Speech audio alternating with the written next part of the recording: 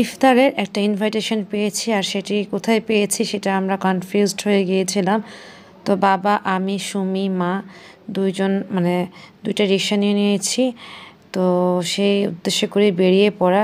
আর দেখো কোথায় চলে এসেছি যমুনা ফিউচার পার্কে। আমরা ভেবে নিয়েছিলাম গার্লিক অ্যান্ড জিঞ্জারে আজকের এই আয়োজনটা, যেটি সব সময় মারুফ ভাইয়ারা করে থাকেন বড় করে, মাদ্রাসার সব বাচ্চারা, সব আত্মীয় স্বজন যারা আছে সবাইকে এরকম ইনভাইট করে থাকে। তো এত মানুষ হয় যে খাওয়ার ক্ষেত্র আমরা হুলস্থুল যেটা একটা হয়ে যায়, সেরকম পরিস্থিতি হয়ে যায়। তো আমরা এর মধ্যে গার্লিক অ্যান্ড জিঞ্জার এসে দেখলাম যে এখানে প্রোগ্রামটা হচ্ছে রূপায়ণে।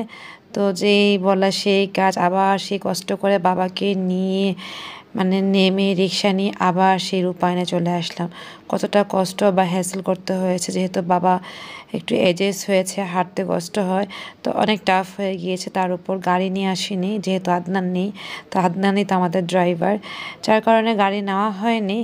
তো যাই হোক, এবার গার্লিক অ্যান্ড জিঞ্জার ছেড়ে আমরা চলে এসেছি রূপায়ণে। তো এখানে আসার পর লিফটের 13তে আসলাম, আর এসে দেখো কি অবস্থা, এতটা রাশ ছিল। কত কষ্ট করে আমরা যা যা খাবার সামনে পাইছি নিয়ে নিচ্ছি, একটু বেশি করে নিচ্ছি যাতে করে এক প্লেটই সবাই খেতে পারি। তো এর মধ্যে আজান হয়ে গিয়েছে, আমরা ঠিক আজানের 10 মিনিট আগে এসে পৌঁছেছি। এর মধ্যে সিটও ছিল না, বাবাকে এক কর্নারে বসিয়ে রেখে আমি, মা আর সুমি এই ভেতরের দিকে বসেছি, যেখানে এসি একেবারেই ছিল না, গরম লাগছিল। তা আমরা যেই সময়টুকুতে এসেছিলাম ওই সময়টুকুতে এসে পৌঁছলে সুন্দর মতো বসতে পারতাম। তো দেখা গিয়েছে আমরা তো টাইম অলরেডি যমুনা ফিউচার পার্কে দিয়ে এসেছি। যাই হোক, খাওয়ার পর মাগরিবের সালাত বসে আদায় করে নিয়েছে। তারপর দেখলাম লাইভ পাস্তা বানায়। তো আমি হোয়াইট সস দিয়ে পাস্তা নিয়ে নিচ্ছি, গার্লিক দিয়ে আমি আমার মতো করে বানাই নিচ্ছিলাম। তো আসলে তাড়াহুড়া করছিলাম যে যা আছে সব কিছু দিয়ে নাড়তে থাকেন।